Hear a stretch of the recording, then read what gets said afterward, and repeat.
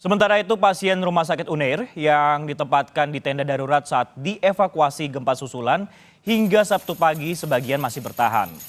Namun kondisi tenda darurat dikeluhkan oleh keluarga pasien yang kepanasan. Sementara pemindahan pasien ke dalam rumah sakit mulai dilakukan secara bertahap. Inilah visual hingga Sabtu pagi di mana pasien rumah sakit dari Universitas Airlangga Surabaya yang terpaksa dievakuasi keluar dari gedung dan ditempatkan di tenda darurat yang masih bertahan. Namun sebagian pasien juga sudah dibawa masuk kembali karena sudah mendapatkan tempat perawatan baik di lobi ataupun juga di IGD. 3 tenda darurat ini untuk tempat perawatan sementara yang didirikan BPBD Kota Surabaya sejak Jumat malam ini. Kini sebagian juga sudah kosong, saudara. Untuk pasien yang masih bertahan di tenda darurat sejak Jumat malam mengeluh kepanasan karena kondisi cuaca saat ini. Di tenda ini sangat panas. Pak, harapannya apa, Pak? Disegerakan masuk atau gimana? Harapannya seperti itu, harap masuk ke dalam supaya tidak panas. Kasihan pasien. Ya, Pak, tapi ini ada beberapa sudah dimasukkan atau gimana? Yang lainnya sudah dimasukkan, tapi mungkin kami masih carikan tempat atau gimana. Mau nyarikan tempat ya? Iya mungkin. Kita akan pantau situasi terkini dari gempa di Tuban, Jawa Timur bersama jurnalis Kompas TV Yusti Rubiantika. Yusti, selamat siang. Bisa digambarkan bagaimana untuk kondisi akibat gempa di lokasi Anda melaporkan saat ini?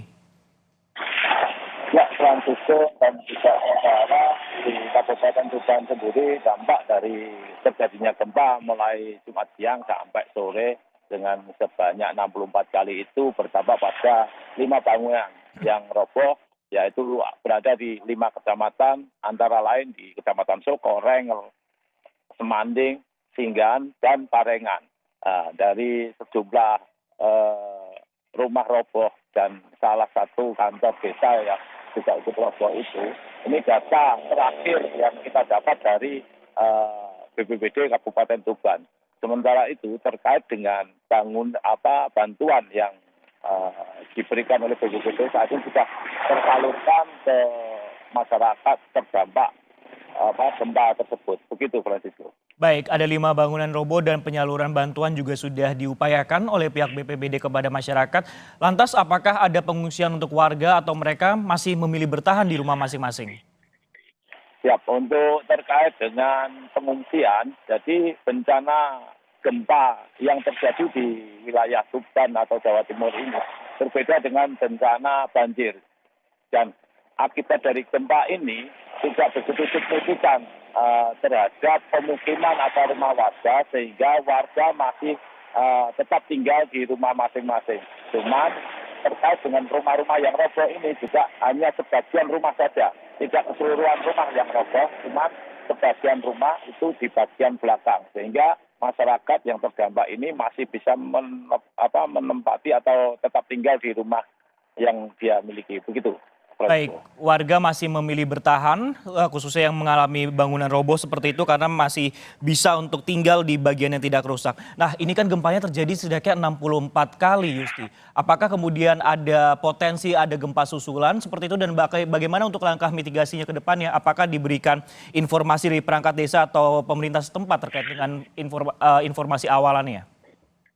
Betul sekali, BPBD bersama BMKG Jawa Timur atau BPBD Kabupaten Tuban terus melakukan koordinasi, mulai dari tingkat RT, desa, hingga kecamatan. Dari situ BPBD Kabupaten Tuban ini memberikan pengarahan atau himbauan terhadap masyarakat agar masyarakat tetap waspada, namun diharap untuk tenang karena bisa dimungkinkan adanya gempa susulan terjadi karena menurut keterangan atau rilis dari BMKG ini masih bisa terjadi selama beberapa hari terakhir ini. Begitu, Francisco. Baik, masih ada gempa susulan yang bisa saja terjadi di Tuban, Jawa Timur dan sebelumnya sudah ada 64 kali gempa dan menyebabkan 5 bangunan roboh. Terima kasih atas informasi Anda, Yusti Rubiantika yang melaporkan langsung dari Tuban, Jawa Timur.